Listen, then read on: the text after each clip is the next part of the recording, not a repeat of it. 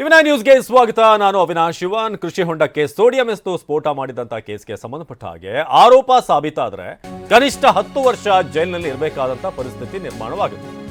ಕೃಷಿ ಹೊಂಡಕ್ಕೆ sodium packet ಅನ್ನು ಎಸ್ತು ಬ್ಲಾಸ್ಟ್ ಮಾಡಿದಂತ ವಿಚಾರ ಆರೋಪ ಸಾಬೀತಾದರೆ ಕನಿಷ್ಠ 10 ವರ್ಷ ಜೈಲಿನಲ್ಲಿ ಇರಬೇಕಾಗುತ್ತೆ. ಸದ್ಯಕ್ಕೆ 1 ತಿಂಗಳು ಜಾಮೀನು ಸಿಗೋದು ಕೂಡ ಕಷ್ಟ. ಸೋಡಿಯಂ ಬ್ಲಾಸ್ಟ್ ಮಾಡಿದಂತ ಡ್ರೋನ್ ಪ್ರತಾಪ್ಗೆ ಸಂಕಷ್ಟ ಎದುರಾಗಿದೆ. ಎಕ್ಸ್ಪ್ಲೋಸಿವ್ ಸಬ್ಸ್ಟೆನ್ಸ್ ಆಕ್ಟ್ 1908 ಸೆಕ್ಷನ್ 3 ಅಡಿಯಲ್ಲಿ ಹಾಗೆ BNS 288 ಅಡಿ ಪ್ರತಾಪ್ ವಿರುದ್ಧ ದೂರು ದಾಖಲಾಗಿದೆ. ತುಮಕೂರಿನ ಮಿಡಿಗೇಶಿ ಪೊಲೀಸರಿಂದ ಮುಂದುವರೆದಂತಹ ತನಿಖೆ. ಕೃಷಿ ಹೊಂಡಕ್ಕೆ ಸೋಡಿಯಂ ಎಸ್ತು ಸ್ಫೋಟ ಮಾಡಿದಂತ ಕೇಸ್ಗೆ ಸಂಬಂಧಪಟ್ಟ ಹಾಗೆ ಏನೋ ಎಕ್ಸ್ಪೆರಿಮೆಂಟ್ ಮಾಡೋಕೆ ಹೋಗಿ ಈಗ ಕಾನೂನಿನ ಒಂದು ಕುಣಿಕೆಯಲ್ಲಿ ಸಿಲುಕಿದ್ದಾರೆ ಡ್ರೋನ್ ಪ್ರತಾಪ್. ಸದ್ಯಕ್ಕೆ 1 ತಿಂಗಳು ಜಾಮೀನು ಸಿಗೋದು ಕಷ್ಟ. ಸೋಡಿಯಂ ಬ್ಲಾಸ್ಟ್ ಮಾಡಿದಂತ ಡ್ರೋನ್ ಪ್ರತಾಪ್ಗೆ ಸಂಕಷ್ಟ.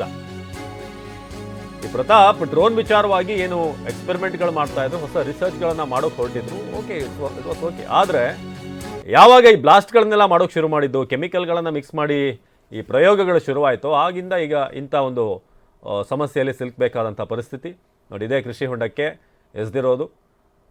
ಸದ್ಯಕ್ಕೆ 1 ತಿಂಗಳಂತೂ ಜಾಮೀನು ಸಿಗೋದು ಕಷ್ಟ. ಕೃಷಿ ಹೊಂಡಕ್ಕೆ ಇದನ್ನು ಈ ಸೋಡಿಯಂ ಬಳಸಿ ಬ್ಲಾಸ್ಟ್ ಮಾಡಿರೋದು. ಇದೀಗ ಹಿರಿಯ ವಕೀಲರು ಶ್ಯಾಮ್ ಸುಂದರ್ ಅವರು ನಮ್ಮ ಜೊತೆಗೆ ದೂರವಾಣಿ ಸಂಪರ್ಕದಲ್ಲಿದ್ದಾರೆ. ಸರ್, ಈಗ ಈ ಒಂದು ಕೇಸನ್ನು ನೀವು ಕೂಡ ಗಮನಿಸಿರ್ತೀರಾ, ಒಂದು ಕೃಷಿ ಹೊಂಡದಲ್ಲಿ ಮಾಡಿರುವಂಥ ಬ್ಲಾಸ್ಟ್.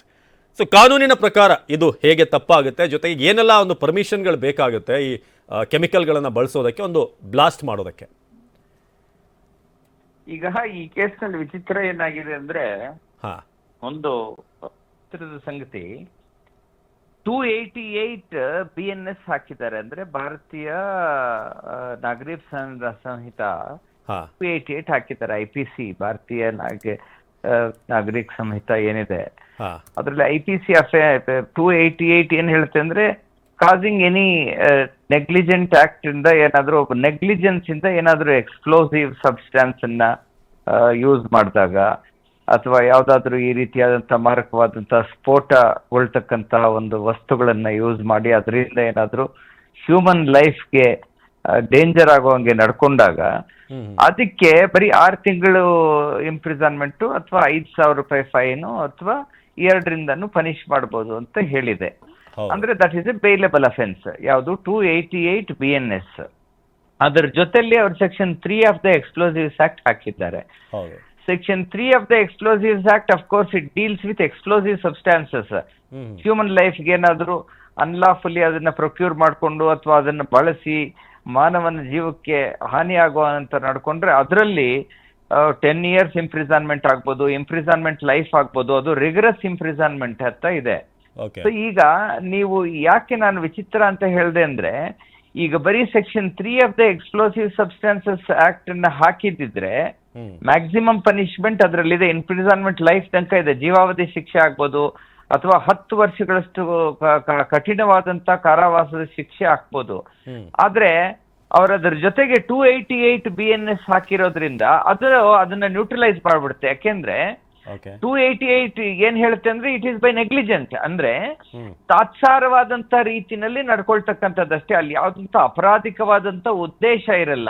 ಏನೋ ಒಂದು ತಾತ್ಸಾರವಾಗಿ ಅಥವಾ ನೆಗ್ಲಿಜೆಂಟ್ ಆಗಿ ನಿರ್ಲಕ್ಷ್ಯತನದಿಂದ ಮಾಡ್ತಕ್ಕಂಥ ಕೆಲಸಗಳು ಅನ್ನೋ ಒಂದು ಪರಿಭಾಷೆ ಅದಕ್ಕೆ ಬರುತ್ತೆ. ಆ 288 BNS ಹಾಕಿರೋದ್ರಿಂದ ನೀವು section 3 of the explosives act ನ ಕಂಪ್ಲೀಟ್ ರಿಗರ್ ಅನ್ನ ಅಲ್ಲಿ ತರ್ಲಿಕ್ಕಾಗಲ್ಲ. 288 ಇಲ್ಲದೆ ಹೋಗಿದ್ರೆ ಕೇವಲ ಬರೀ ಎಕ್ಸ್ಪ್ಲೋಸಿವ್ಸ್ ಆಕ್ಟ್ 3 ಮಾತ್ರ ಹಾಕಿದ್ರೆ, ಎಕ್ಸ್ಪ್ಲೋಸಿವ್ಸ್ ಏನಕ್ಕೆ ಬೇಕಿದ್ರು ಬಳಸ್ಬೋದು, ಒಂದು ಟೆರರಿಸ್ಟ್ ಕೃತ್ಯಕ್ಕೆ ಬಳಸ್ಬೋದು, ಯಾವುದೇ ಒಂದು ಇಲ್ಲಿಗಲ್ ಇಂಟೆನ್ಷನ್ ಇಟ್ಕೊಂಡು ಆ ಕೆಲಸಕ್ಕೆ ಅದಕ್ಕೆ ಬಳಸಿದ್ದಾರೆ ಅಂತ ಹೇಳ್ಬೋದು. ಸೊ ಬಹಳಷ್ಟು ರೀತಿಯ ದೃಷ್ಟಿಕೋನಗಳನ್ನ ಅದಕ್ಕೆ ಕೊಡ್ಬೋದಾಗಿತ್ತು. ಆದ್ರೆ ಈ ಕೇಸ್ನಲ್ಲಿ ಸೆಕ್ಷನ್ 288 ಹಾಕಿರೋದ್ರಿಂದ ಅದು ಎಕ್ಸ್ಪ್ಲೋಸಿವ್ಸ್ ಆಕ್ಟ್ ನ ಎಲ್ಲೋ ಒಂದ್ ಕಡೆ ಆ ಒಂದು ಅಫೆನ್ಸ್ ಅನ್ನು ನ್ಯೂಟ್ರಲೈಸ್ ಮಾಡುತ್ತೆ. ಓಕೆ, ಧನ್ಯವಾದ ಶ್ಯಾಮ್ ಸುಂದರ್ ಅವರೇ ಟಿವಿ9 ಜೊತೆ ಮಾತಾಡೋದಕ್ಕೆ.